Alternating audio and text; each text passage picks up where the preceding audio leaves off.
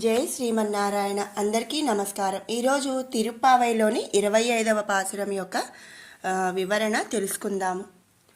ஒருத்தி மகனாய் பிறந்து ஓரிரவில் ஒருத்தி மகனாய் எழுத்து வளரா தரிக்கிலானாகித்தான் தீங்கு நினைந்த கருத்தை பிள்ளற்பித்து கஞ்சன் வயுத்தில் நெருப்பெண்ண நின்ற நெடுமாலே யுன்னை அறுத்தித்து வந்தோம் பறை தருதியாகில் திருத்தக்க செல்வமும் சேவகமும் யாம்பாடி வருத்தமும் தீருந்து మగిలిందేలోరెంబావాయ్.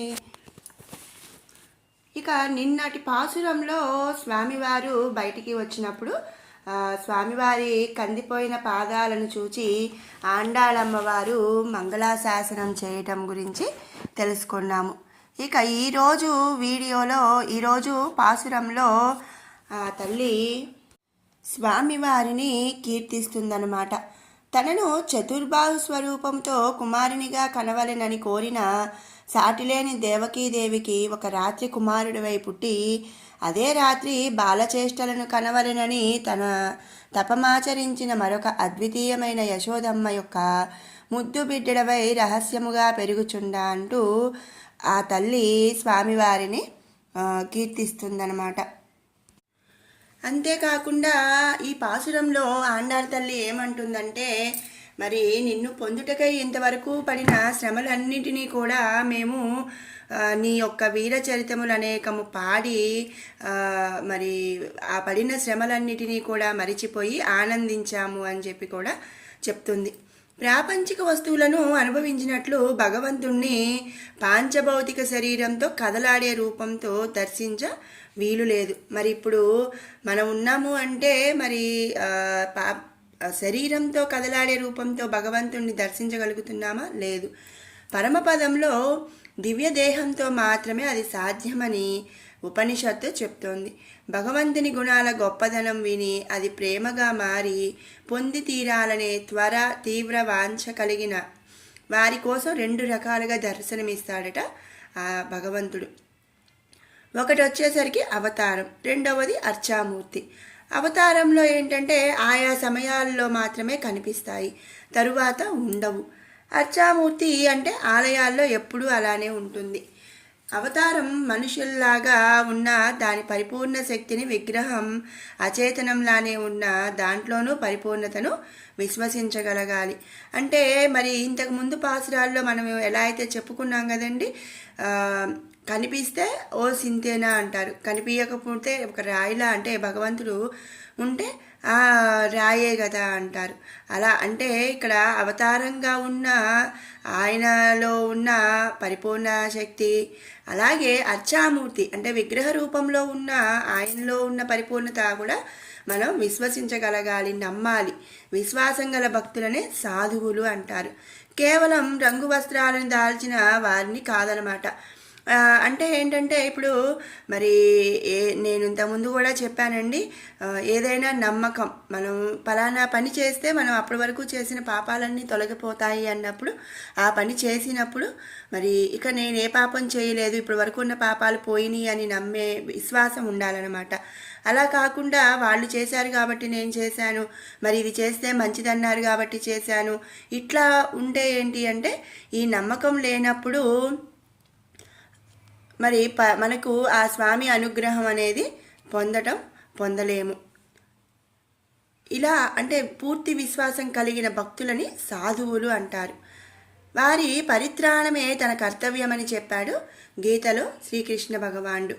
పరి అంటే ప్రేమించిన భక్తుని మాత్రమే కాక అతని సంబంధులందరినీ కూడా కాపాడువాడని అర్థం అన్నమాట. మరి ఇప్పుడు అందరూ ఇంట్లో 9-10 మంది ఉన్నారనుకోండి, 10 మంది మరి పూజలు చేయాలి, గుడికి వెళ్ళాలి అంటే కుదరదు కదా. మరి ఒక్కళ్ళు వెళ్ళి వచ్చినా కూడా మరి ఆ ఒక్కరిని బేస్ చేసుకొని ఆ ఇంట్లో ఉన్న 10 మందిని కూడా ఆ స్వామి రక్షిస్తాడు అని చెప్పి దానినే పరి అంటారని చెప్పి అర్థం అన్నమాట. అలాంటి సాధువులకు ఈ ప్రాకృత శరీరంలో ఉన్న భగవంతునితో చేరి ఉన్నట్లే తృప్తిగా ఉంటుంది అర్చామూర్తిగా చూస్తే. శారీరక ఆది వ్యాధుల వల్ల కలిగే ఒడిదుడుకులు తమవనే భావన మాని ఓరిమితో అది భగవానుడు తనపై స్మరణ పోరాదని ఇచ్చాడన్నట్లు భావిస్తారు భక్తులు. అంటే ఇప్పుడు మనం వింటూ ఉంటాం, కొంతమంది ఏమంటారంటే ఏది జరిగినా మన మంచికే, మరి మనకి ఏది ఇవ్వాలి ఏది ఇవ్వద్దు అని ఆ భగవంతుడికి తెలుసు, మరి ఇది పోయిన జన్మ సుకృతం మనం తీర్చుకోవాలి కాబట్టి ఆ భగవంతుడు ఇచ్చాడు, ఇట్లా అనుకుంటూ ఉంటాం. ఇలా అనుకుంటూ ఏంటంటే మనం ఆ భగవంతుడిని ఇంకా స్మరించాలన్నమాట. మరి ఈ పాపకర్మలన్నీ కూడా తొలగిపోయి మనకి మంచి రోజులు రావాలి అని ఆ భగవంతుణ్ణి ఇంకా స్మరిస్తారు అని చెప్పి కొంతమంది భక్తులు భావిస్తారు. స్వామివారు ఇక్కడ గోపికలకు మరి ఎలా అయితే టెస్ట్ చేశారు కదండి, మరి వాళ్ళు నేను కదలకపోతే నిద్రపోతుంటే మరి వాళ్ళు మనసులో ఏమనుకుంటున్నారు, వాళ్ళ మనసు మారుద్దా ఏంటి అని ఎలా అయితే పరీక్షించాడో అలాగే మనల్ని కూడా ఏంటంటే మరి ఆది వ్యాధులు ఇట్లా ఏదైనా ఒడిదుడుకులు ఇస్తూ భగవంతుడు మనల్ని పరీక్షిస్తాడు అన్నమాట. అట్లా అంటే మనం అలా అన్ని కష్టం వచ్చినా కూడా ఓరిమితో ఓపికతో భగవానుడి పై స్మరణ ఉండాలి, ఇచ్చాడని భావిస్తారు భక్తులు. వారిలో అభిమానం అహంభావములు ఉండవు. విగ్రహంలోని వాడే నాలోనూ బయట అంతటా కష్టాలు పెట్టే వారిలో కూడా ఉన్నాడు. ఒకనాడు తనలోంచి ఇంత సృజించిన వాడే ఈవేళ ఇన్నింటిలోనూ ఉన్నాడని నమ్మాలి. ఆ కారణమే ఈ కార్యప్రపంచమైందనే విశ్వాసంతో ఏ పలుకైనా వాని పాటగానే తలుస్తాడు. విగ్రహంలో ఆ తత్వాన్ని చూసి పొంగిపోతాడు. వీనికి పైకి తెలిసే శిల లోహాలు కనిపించవన్నమాట. అజ్ఞాన దశ ప్రేమ వల్ల అణగి చిన్న రూపులో కారణ బ్రహ్మ సాక్షాత్కరిస్తాడు. ప్రేమతో పాడకుండా ఉండలేక పాడతాడనమాట. పనులు శరీర ధర్మం కనుక చేస్తాడు. క్రమముగా మనసులోని ఇతర రాగాలు ద్వేషాలు కడిగి వేయబడతాయి. ప్రకృతి బంధం నామమాత్రంగానే ఉంటుంది. అప్పుడు ఇక్కడ విభూతిలో దేనిని ఇలా వీళ్ళకేంటంటే ప్రకృతి బంధం అనేది నామమాత్రంగా ఉంటుంది. అంటే నా వాళ్ళు అక్క అమ్మ అన్న ఇట్లా ఈ ప్రకృతి బంధం అనేది నామమాత్రంగా ఉంటుందన్నమాట. అప్పుడు ఇక్కడ విభూతిలో దేనిని చూసినా ఆనందం. కృష్ణుడే వీరికి కనిపిస్తారు. ఆ విగ్రహాన్ని వదిలి వేరే మోక్షం వారు కోరరనమాట. ఆత్ర బ్రహ్మ సమశ్నుతే, ఇక్కడే బ్రహ్మానందం పొందుతున్నారు అన్నట్లు వాళ్ళు ఉంటారు. ఇలాంటి వారితోటి విగ్రహంగా మాట్లాడతాడు కూడా అని చెప్పి మనం ఇక్కడ ఆండాళమ్మవారు చెప్తున్నారు. అవతారం విగ్రహం రెండూ కూడా దీపం లాంటివి. కొందరు ఆ కాంతితో బాగుపడతారు. చాలామంది ఆ దీపాన్ని ఆర్పదలచి మిడతల వలె అనర్థాలు తెచ్చుకుంటారు. ఇక ఏంటంటే మనం ఇప్పుడు ఒక దీపం పెట్టామనుకోండి, ఆ దీపం అంటే మనకి చీకటిగా ఉన్న సమయంలో దీపం వెలిగించుకొని మరి కాంతితో మనం అన్ని పనులు చేసుకోగలుగుతాం. మరి కొన్ని మిడతలు ఏం చేస్తాయండి, ఆ మిడతలు ఆ దీపాన్ని ఆర్పేయాలనుకుంటూ దాని చుట్టూ తిరుగుతూ మరి మిడతల వలె అవి ఇదైపోతాయి. అలాగే చాలామంది ఏంటంటే విగ్రహం రూపంలో దేవుణ్ణి మరి కొలుచుకుంటూ మరి ఆ ఇదిలో వాళ్ళు బాగుపడతారు. ఇంకొంతమంది ఏంటంటే మరి అవి అనేది ఆర్పాలి, ఆ దీపాన్ని అంటే ఆ దేవుణ్ణి ఇచ్చేయాలి అని అంటూ ఆర్పదలిచి వాళ్ళే అనర్థాలు తెచ్చుకుంటూ ఉంటారు. ఎలా అయితే శిశుపాలుడు మరి నాశనమయ్యాడో అలా అన్నమాట. అవతార విగ్రహాలు చూస్తే ఇవా ఇంత చేయగలవా అంటూ సంశయం లేకుంటే చాలు. అంతకంటే మనం చేయాల్సింది వేరే ఏమీ లేదు. భగవద్గీతలో 4వ అధ్యాయం ఆరంభంలోనే అర్జునుడు ఈ సంశయాన్ని వెలిబుచ్చాడు. అవరం భవతో జన్మ పరం జన్మ వివస్వతః కథయేతద్విజానీయామంటూ 6 ప్రశ్నలు అడిగాడు. అవి ఏంటి అంటే, కృష్ణ, నువ్వు మాలాగే పుడతావు, నీ స్వభావాలన్నీ మాలాగే మరుగున పడతాయా పుడితే? కర్మ మమ్మల్ని పుట్టించినట్లు నిన్నేది పుట్టిస్తుంది? కర్మ పండితే మేం పుడతాం కదా, మరి నీ శరీరం మాలాగే పాంచభౌతికమేనా? నువ్వు పుట్టి మాలానే నువ్వు కర్మ అనుభవిస్తావా అంటూ మరి ఒక పరీక్ష, ఒక ఎగ్జామ్ క్వశ్చన్ పేపర్ ఎట్లా అయితే ఇచ్చాడో మరి అలాగే ఈ 6 ప్రశ్నల్ని ఇచ్చాడనమాట. తన అవతార రహస్యాన్ని వెలువరించాడు అక్కడ 4 శ్లోకాల్లో. ఫస్ట్ది ఏంటండి, కృష్ణ, నువ్వు మాలాగే పుడతావా? నీలాగే నా జన్మ నిజమే అన్నాడు కృష్ణుడు. నాకు జన్మలెన్ని ఎలా గడుస్తాయో తెలుసు, నీకు తెలియదు, అంతే తేడా. అంటే ఇప్పుడు ఏంటంటే నాకు ఫ్యూచర్ తెలుసు, నేను ఎన్ని జన్మలు ఎత్తుతాను, నేను ఎలా గడుపుతాను అనేది నాకు ముందే నా ఫ్యూచర్ అనేది తెలుసు, కానీ నీకు తెలియదు, అంతే తేడా. కానీ నీలాగే నా జన్మ నిజమే అని చెప్పి మొదటి ప్రశ్నకి శ్రీకృష్ణ పరమాత్మ సమాధానం చెప్పాడు. రెండవ ప్రశ్న ఏంటండి, నీ స్వభావాలన్నీ మాలాగే మరుగున పడతాయా పుడితే అని చెప్పి. అంటే ఇప్పుడు నేను ఒక నువ్వు ఒక మంచి అంటే ఒక ఒక ప్రాసెస్ చేసావు, మరి అవన్నీ కూడా నీ స్వభావాలు కూడా మరి నువ్వు లేనప్పుడు మరి అవన్నీ కూడా మరుగున పడిపోతాయా అని అడిగాడు. నేను దానికి శ్రీకృష్ణ పరమాత్మ ఏం చెప్పాడంటే, నేను విగ్రహంలో ఉన్నా మనిషిగా ఉన్నా మరి ఎలా ఉన్నా అజత్వ అవ్యయత్వ సర్వభూతేశ్వరత్వములనే స్వభావాలు ప్రకాశిస్తూనే పుడతాను, ఎక్కడున్నా సరే విశ్వాన్నంతా శాసించగలుగుతానని చెప్పాడు శ్రీకృష్ణ పరమాత్మ. ఇక మూడవ ప్రశ్న ఏమడిగాడండి, కర్మ మమ్మల్ని పుట్టించినట్లు నిన్నేది పుట్టిస్తుంది? మరి ఈ జన్మలో చేసిన కర్మ పాపకర్మలు పుణ్యకర్మలు అన్నీ లెక్కగట్టి మరి మరు జన్మ ఎలా అనేది మనకి జన్మ అనేది వస్తూ ఉంటుంది అని చెప్పి మనం చెప్పుకుంటాము. మరి ఇలాగే నీకు కూడా కర్మ మరి మమ్మల్ని అయితే కర్మ పుట్టిస్తుంది, నీకు ఎలాంటి కర్మలు అంటే పాపకర్మలు పుణ్యకర్మలు ఇలా ఏమీ ఉండవు కాబట్టి మరి నిన్ను ఏది పుట్టిస్తుంది అని చెప్పి అడిగాడు. కర్మలు నాకు లేవు కనుక నా సంకల్పమే పుట్టుకకి కారణము, ఎవ్వడి శాసనము కాదు అని చెప్పి శ్రీకృష్ణ పరమాత్మ చెప్పాడు. మరి ఏంటి అంటే నేనే అనుకుంటాను, నేను అనుకుంటే నేను పుడతాను, నాకు ఎవరు కూడా నా మీద శాసనం చేసేవాళ్ళు లేరు అని చెప్పి చెప్పుకొచ్చాడు. ఇక నాలుగవ ప్రశ్న ఏంటి అంటే, కర్మ పండితే మేము పుడతాం కదా, మరి నువ్వు ఇక్కడ మూడో ప్రశ్నలో ఏం చెప్పాడు, నాకు కర్మలు లేవు అని చెప్పాడు శ్రీకృష్ణ పరమాత్మ. మరి నీకు కర్మలు ఏమీ లేనప్పుడు మేమైతే మరి పాపకర్మ పుణ్యకర్మ ఇవన్నీ పండితే మేము మళ్ళీ జన్మ అనేది ఉంటుంది, పుడతాము, మరి ఆ కర్మలు ఏమీ లేనప్పుడు నువ్వెలా పుడతావు అని చెప్పి అడిగాడంట అర్జునుడు. దానికి సమాధానంగా శ్రీకృష్ణ పరమాత్మ, ధర్మాలు మంచి పనులు చేసేవారు లోపించి దుష్టులు పెరిగితే వారిని పీకేసి ధార్మికతను పెంచడం అవసరమని ఆ సమయంలో నేను పుడతాను అని చెప్పి శ్రీకృష్ణ పరమాత్మ చెప్పుకొచ్చాడట. అంటే ఏంటి అంటే మరి దుష్టులు అంటే మన ఒక పొలం మనం నాటామనుకోండి, ప్రతిరోజు పొలానికి వెళ్ళినా కూడా నీళ్లు పెట్టుకొని వచ్చేస్తాం. కానీ ఎప్పుడైతే పిచ్చి చెట్లు వర్షానికి కానీ ఏదైనా పిచ్చి చెట్లు బాగా పెరిగినాయి అనుకోండి, ఆ పిచ్చి చెట్లన్నీ పీకేసేయడానికి మరి ఏం చేస్తామండి, మరి కొంచెం అయితే మనం చేయగలిగితే మనము మన ఇంట్లో వాళ్ళము అలా మనం ఎట్లా అయితే మరి ఒక రోజంతా మనం టైం స్పెండ్ చేసి ఆ పిచ్చి చెట్లన్నీ కూడా ఎలా అయితే పీకేస్తూ ఉంటామో అలాగే మరి దుష్టులు పెరిగిపోయినప్పుడు వారిని పీకేసి మంచిని ధర్మాన్ని మళ్ళీ పెంచడం అవసరం అనుకున్న సమయంలో నేను పుడతాను అంటూ శ్రీకృష్ణ పరమాత్మ చెప్పాడు. ఇక ఐదవ ప్రశ్న, నీ శరీరం మాలాగే పాంచభౌతికమేనా? దానికి సమాధానంగా, నీలాగే పుట్టి ఉన్న నాది పంచోపనిష్మయ దేహం, పాంచభౌతికం కాదు అని చెప్పాడు. ఆరవ ప్రశ్న, నువ్వు పుట్టి మాలానే నువ్వు కర్మ అనుభవిస్తావా అని చెప్పి అడిగాడు. దానికి శ్రీకృష్ణ పరమాత్మ ఏం చెప్తున్నాడంటే, పుట్టాక సజ్జనుల్ని పరివారంతో పాటు కాపాడుతా, వాళ్ళని బాధ పెట్టే మూర్ఖులని నిర్మూలిస్తా, సజ్జనుల ద్వారా ధర్మాలన్నీ నా దగ్గర పర్యవసించేవని చెప్పిస్తా, ప్రతి యుగంలో నేను తిరిగే రూపంలోనే ఉంటూనే ఉంటా, ఇది గొప్ప రహస్యం. ఇక విగ్రహంలో కూడా అంతశక్తితోటే ఉంటాను అని నిజంగా ఎవడు నమ్ముతాడో వానికి ఇక జన్మలు తొలగిపోతాయి, బ్రహ్మానందాన్ని పొందుతారు, నన్ను చేరుతారు సుమా అన్నాడు శ్రీకృష్ణ పరమాత్మ.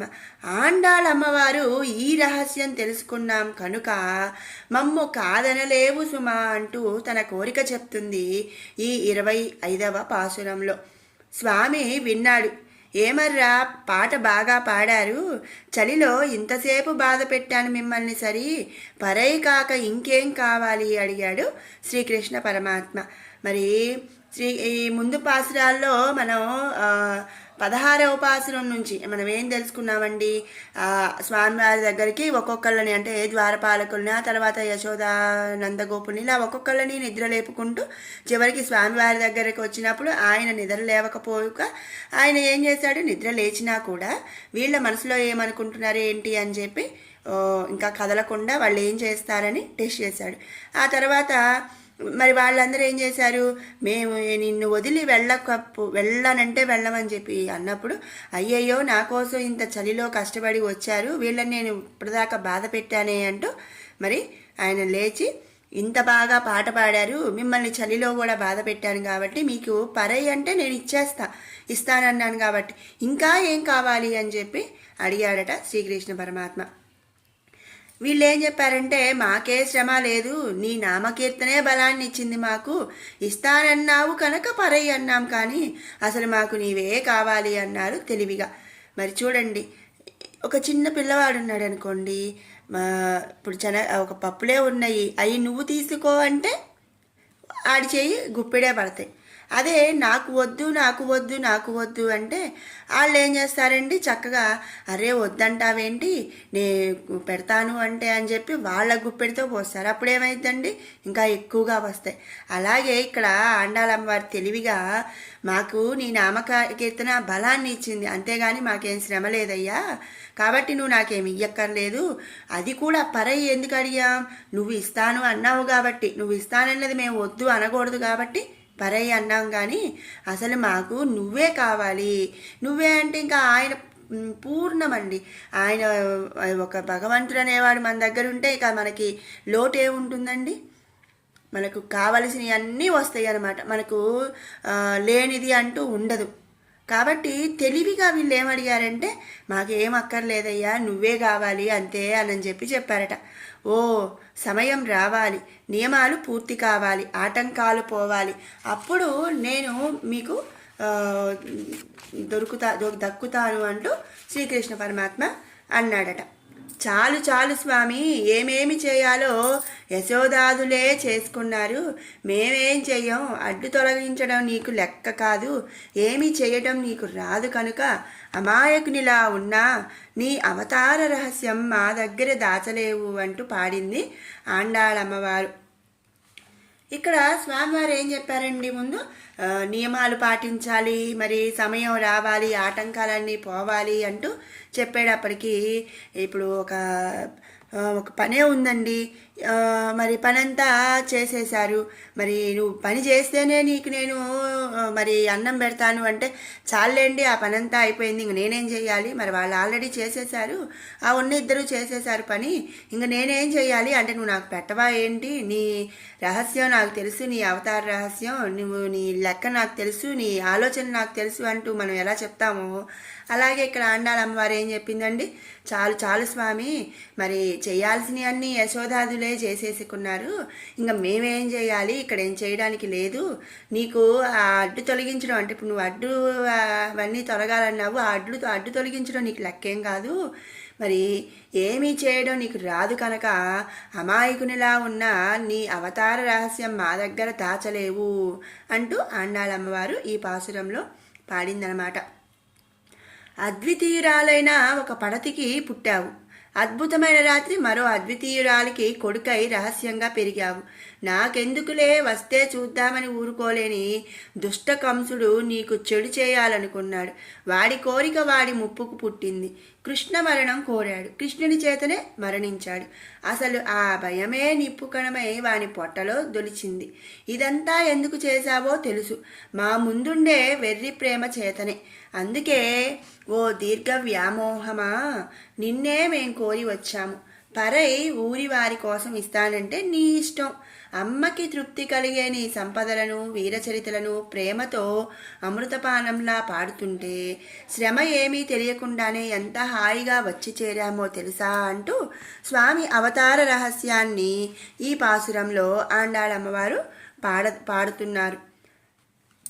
ఇప్పుడు కొంతమంది చెప్తూ ఉంటారు, నాకేం చేత కాదు, నాకేం తెలియదు, ఇట్లా చెప్పినప్పుడు చాలేండి మీ సంగతి నాకెందుకు తెలియదు, మరి బయట వాళ్ళు ఎవరికో చెప్పినట్టు నా దగ్గర చెప్తావేంటి మరి నువ్వు ఏమీ రాదంటూనే మరి పలానా వాళ్ళు అంతమంది వచ్చినప్పుడు మరి ఎంత చేశావు, అలా చేశావు, ఇలా చేశావు, నువ్వు నాకు నీ నుంచి నాకేం అవసరం లేదు, కేవలం ఆ పరై అనేది ఊరందరి కోసం, అంతేగాని నాకు నువ్వుంటే చాలు అని చెప్పి ఇక్కడ ఆ తల్లి స్వామి రహస్యాన్ని పాడుతున్నారు.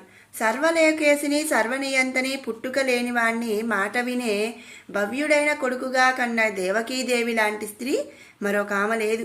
కృష్ణుడు కూడా ఆమె సంబంధం కావాలని.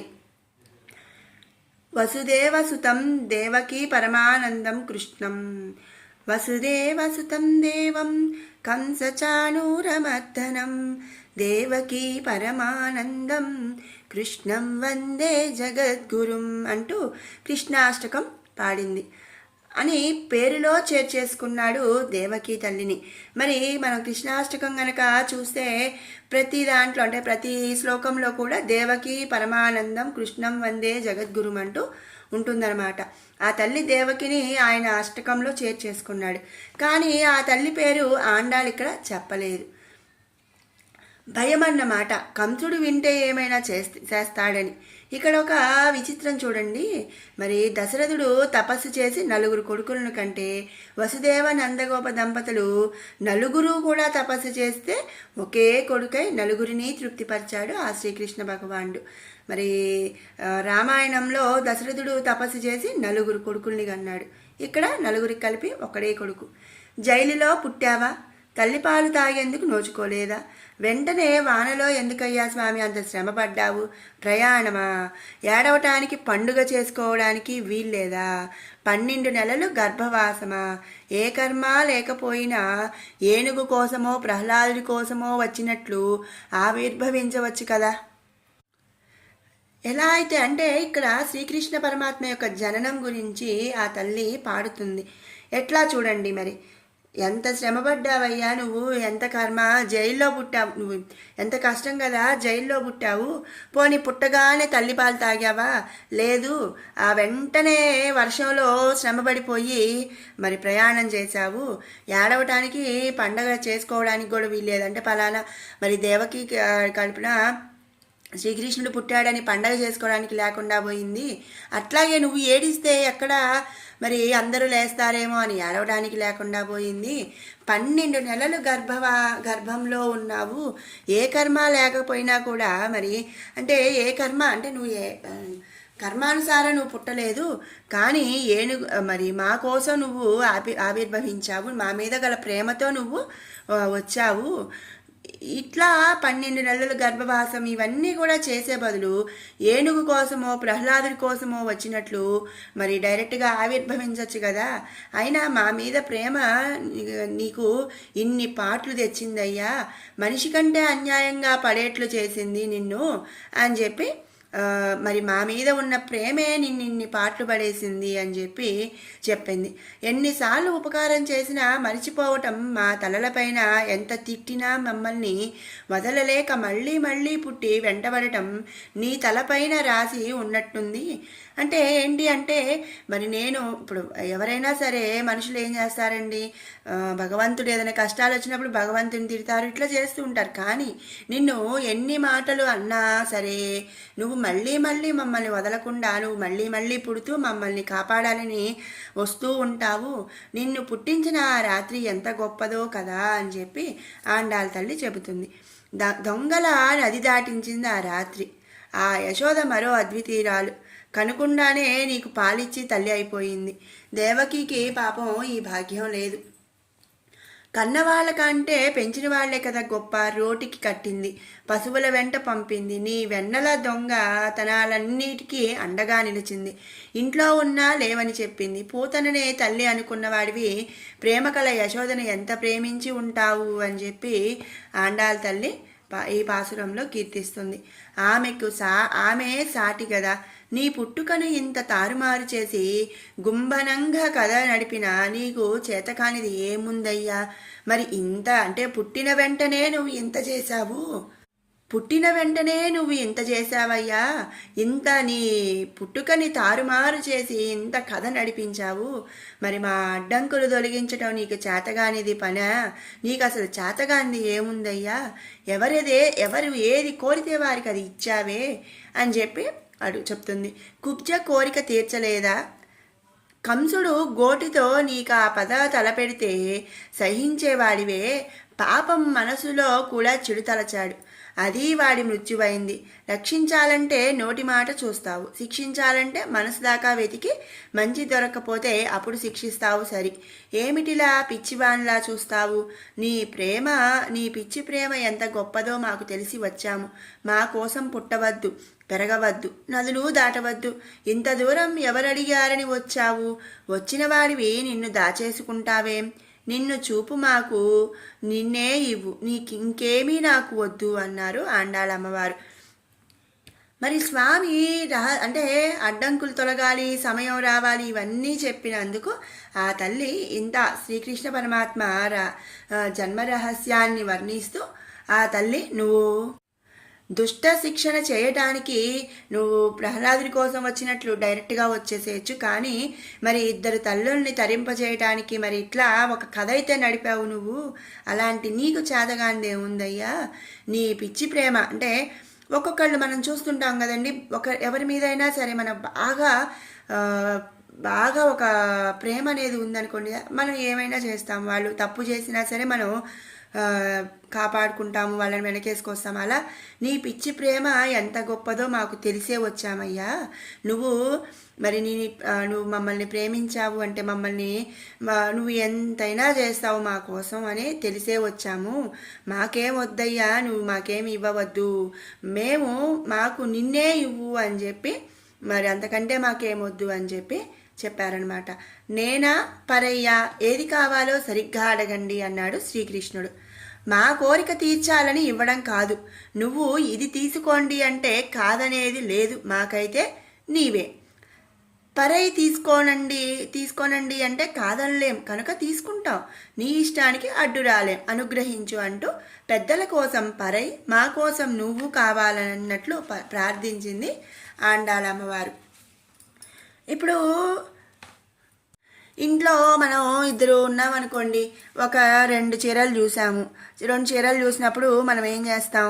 ఈ చీర ఎవరు ఏది అనేది సెలెక్ట్ చేసుకోండి అన్నప్పుడు మనం ఒక్కొక్కళ్ళు ఏం చేస్తారంటే, మరి నాకు ఇది కావాలి అది కావాలి అని కాదు, నీకు అంటే నువ్వు ఏది ఇవ్వదలుచుకున్నావో నాకు అది ఇవ్వు, లేదు నాకైతే నువ్వే కావాలి అంటే నాకు ఈ చీరే కావాలి, లేకపోతే నాకు ఈ వస్తువే కావాలి, కానీ నీకు ఆ వస్తువు ఇవ్వాలనుకుంటే నువ్వు ఆ వస్తువు ఇవ్వు, మమ్మల్ని అడిగితే మాకు ఇది కావాలి అని ఎట్లా అయితే మనం ఒక్కొక్కసారి అనుకుంటూ ఉంటామో, అదేవిధంగా ఇక్కడ ఆండాళమ్మవారు ఏం చెప్పారంటే, పరై అనేది నువ్వు ఇవ్వదలుచుకుంటే ఇవ్వు. ఇక్కడ నువ్వా పరయ్యా అన్నప్పుడు మమ్మల్ని అడిగితే మా సెలెక్షన్ అయితే మాకు నువ్వే కావాలి, కానీ నువ్వు ఒకవేళ పరై ఇవ్వదలుచుకుంటే నువ్వు పరై ఇవ్వు, తీసుకుంటాము, అంతేగాని మాకు నువ్వే కావాలి అని చెప్పిందట. ఇక్కడ ఈ ఆండాళమ్మవారు చెప్పిన దాంట్లో అంతరార్థం ఏంటి అంటే, మరి ఊరి వారందరి కోసం మరి పెద్దలందరి కోసం కూడా పరై తీసుకొని తన కోసం స్వామివారిని కోరినట్టు ఆండాళమ్మవారు ఉద్దేశం అన్నమాట. మరి ఈ విధంగా ఈ పాసురంలో శ్రీకృష్ణ జన్మ రహస్యాన్ని వర్ణిస్తూ ఆండాళమ్మవారు 25వ పాసురం చెప్పారు. మరి తెలుసుకున్నాం కదండి 25వ పాసురం యొక్క పూర్తి వివరణ. రేపటి వీడియోలో 26వ పాసురంతో కలుసుకుందాము. మీకు ఈ వీడియో నచ్చినట్టయితే లైక్ చేయండి, షేర్ చేయండి, అలాగే మరిన్ని అప్డేట్స్ కోసం మన ఛానల్ని సబ్స్క్రైబ్ చేసుకోండి. Thanks for watching. జై శ్రీమన్నారాయణ.